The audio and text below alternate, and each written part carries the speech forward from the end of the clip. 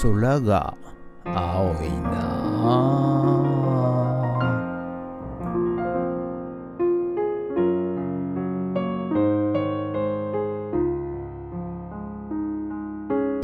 はい、おはようございます。今日は12月のですね16日火曜日でございます。はい、今日はですね、ちょっと、いろいろ用事がございまして、はい、午後ですね、ちょっと木更津の方の、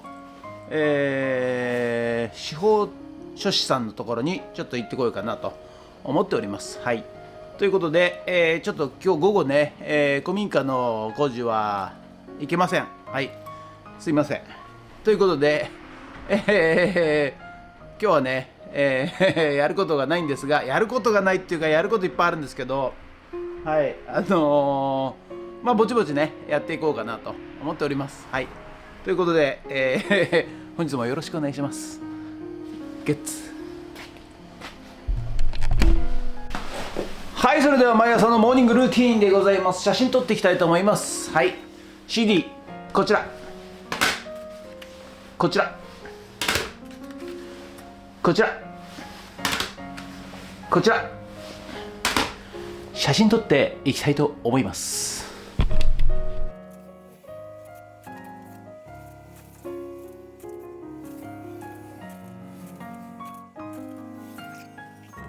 はい、それではさっき撮った写真をメルカリにアップしていきたいと思います。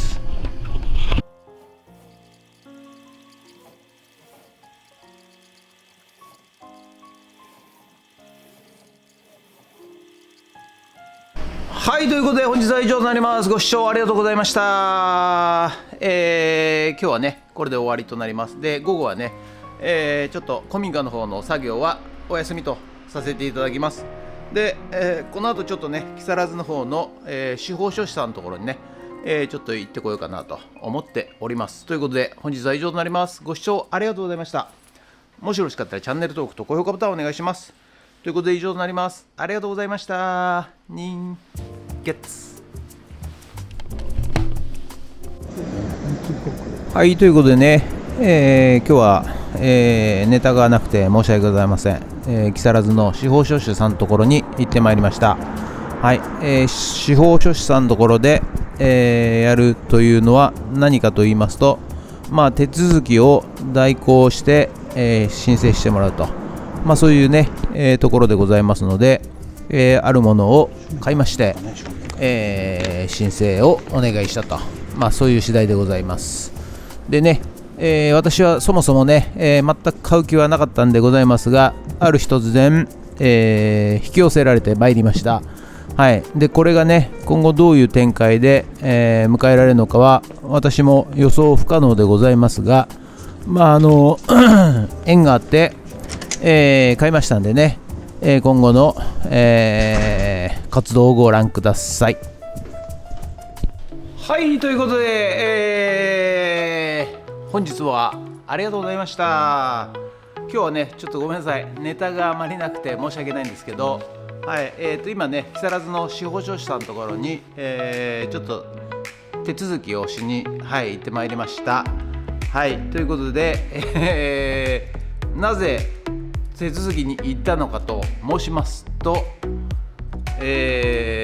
今言うのはやめときます。はい、あるものを買いました。はい、ということで、今後ねフッツラボを見ていただければですね、その展開がねまた分かってくると思いますので、